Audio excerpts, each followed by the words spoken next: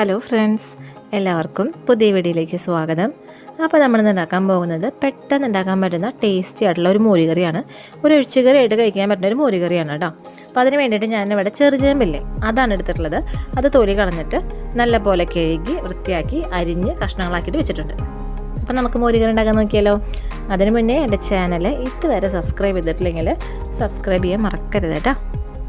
അപ്പോൾ മോരുകറി ഉണ്ടാക്കാൻ വേണ്ടിയിട്ട് നമുക്ക് ആദ്യം ഈ ചേമ്പ് വേവിച്ചെടുക്കാനായിട്ട് നോക്കാം. അപ്പോൾ ഞാനിപ്പോൾ മോരുകറി വെക്കുന്നത് കുക്കറിലാണ് കേട്ടോ. അപ്പോൾ അതിന് വേണ്ടിയിട്ട് ഞാൻ കുക്കർ എടുത്തിട്ടുണ്ട്. ഇതിലേക്ക് നമുക്ക് ഈ ചേമ്പിൻ്റെ കഷ്ണങ്ങൾ ഇട്ട് കൊടുക്കാനായിട്ട് നോക്കാം.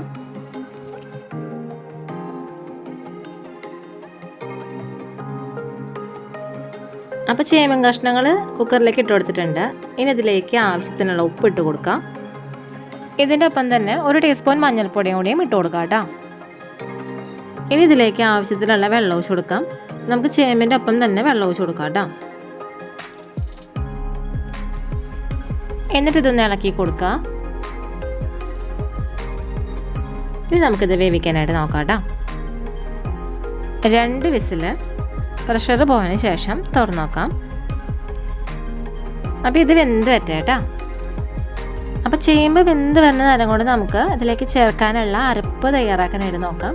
അപ്പോൾ അതിന് വേണ്ടിയിട്ട് ഞാനൊരു മിക്സിയുടെ ജാർ എടുത്ത് വെച്ചിട്ടുണ്ട്. ഇതിലേക്ക് 1 മുറി നാളികേരം ചെരുകിയത് ഇട്ട് കൊടുക്കുന്നുണ്ട് കേട്ടോ. ഇതിലേക്ക് 1/2 ടീസ്പൂണോളം നല്ല ജീരകം ഇട്ട് കൊടുക്കാം. ഇനി ഇതിലേക്ക് ഞാൻ 8 പച്ചമുളകോളം ഇട്ട് കൊടുക്കുന്നുണ്ട്.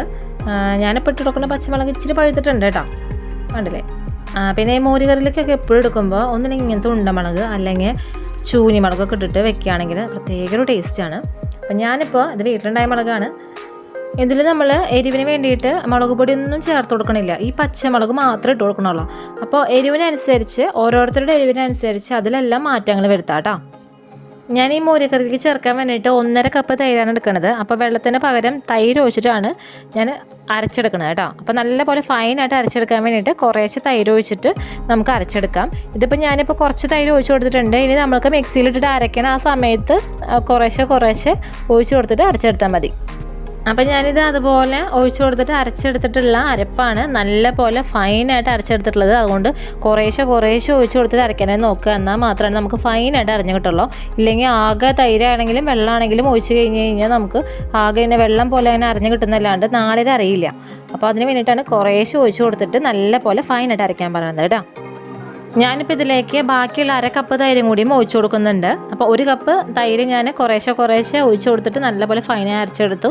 ബാക്കിയുള്ള 1/2 കപ്പ് തൈര് ഇതുപോലെ ഒഴിച്ചു കൊടുത്തിട്ടുണ്ട് കേട്ടോ. അപ്പോൾ ഇവിടെ കുക്കറിൻ്റെ പ്രഷറെല്ലാം പോയിട്ടുണ്ട്. നമുക്കിത് തുറന്നു നോക്കാം കേട്ടോ.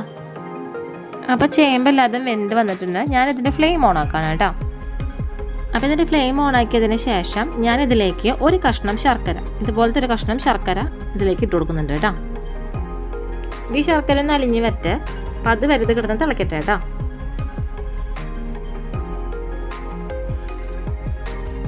അപ്പോൾ ശർക്കര എല്ലാതും അലിഞ്ഞ് വന്നിട്ടുണ്ട്. ഇതിലേക്ക് നമ്മൾ അരച്ചു വെച്ചിട്ടുള്ള അരപ്പില്ലേ അത് ചേർത്ത് കൊടുക്കാനായിട്ട് നോക്കാം. എന്നിട്ട് ഇത് ഇളക്കി കൊടുക്കാം കേട്ടോ.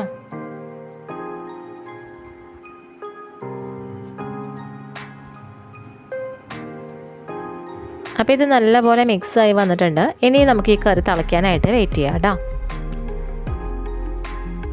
അപ്പോൾ നമ്മുടെ കറി തിളച്ച് വന്നിട്ടുണ്ട്. ഇതിലേക്ക് ഇട്ട് കൊടുത്തുള്ള ഉപ്പിൻ്റെ അളവെല്ലാം കറക്റ്റല്ലേ നോക്കി നോക്കാം. ഞാൻ നോക്കിയപ്പോൾ അതൊക്കെ കറക്റ്റ് തന്നെയാണ്. അഥവാ കുറവുണ്ടെങ്കിൽ ഈ ടൈമിൽ ഇട്ട് കൊടുത്തിട്ട് അതൊക്കെ കറക്റ്റ് ആക്കാം കേട്ടോ. അപ്പോൾ ഇത്രയേ ഉള്ളൂ, നമ്മുടെ മോരുകറി റെഡി ആയിട്ടുണ്ട്. ഇനി ഇതിലേക്ക് നമുക്ക് കടുകും മുളകൊക്കെ പൊട്ടിച്ച് വയ്ക്കാനായിട്ട് നോക്കാം. അപ്പോൾ ഞാനിതിൻ്റെ ഫ്ലെയിം ഓഫ് ചെയ്യാണ് കേട്ടോ. കടുക് പൊട്ടിച്ച് വയ്ക്കാനായിട്ട് ഞാനൊരു ചീഞ്ചട്ടി അടുപ്പത്ത് വെച്ചിട്ടുണ്ട്. അതിലേക്ക് കുറച്ച് വെളിച്ചെണ്ണ ഒഴിച്ചു കൊടുക്കാനായിട്ട് നോക്കാം. ഇനി വെളിച്ചെണ്ണ ചൂടായി വരട്ടെ. അപ്പോൾ വെളിച്ചെണ്ണ ചൂടായി വന്നിട്ടുണ്ട്. ഇതിലേക്ക് കുറച്ച് കടുക് ഇട്ട് കൊടുക്കാം കേട്ടോ. അപ്പോൾ ഈ കടുക് പൊട്ടി വരട്ടെ. അപ്പോൾ കടുക് പൊട്ടി വന്നിട്ടുണ്ട്. ഇതിലേക്ക് 2 വറ്റൽമുളക്, കുറച്ച് കറിവേപ്പില ഇതെല്ലാം ഇട്ട് കൊടുക്കാം. എന്നിട്ട് ഇത് ഇളക്കി കൊടുക്കുക. ഇതിലേക്ക് 1/4 ടീസ്പൂണോളം ഉലുവ ഇട്ട് കൊടുക്കാം കേട്ടോ. എന്നിട്ട് ഇത് വീണ്ടും ഇളക്കി കൊടുക്കുക. ഇതായിട്ടുണ്ട്. ഞാനിതിൻ്റെ ഫ്ലെയിം ഓഫ് ചെയ്യാണ്. ഇനി നമുക്കിത് കറിയിലേക്ക് ഒഴിച്ചു കൊടുക്കാനായിട്ട് നോക്കാം. അപ്പോൾ ഇത് കറിയിലേക്ക് ഒഴിച്ചു കൊടുക്കാം കേട്ടോ. അപ്പോൾ നമ്മുടെ മോരുകറി റെഡി ആയിട്ടുണ്ട്.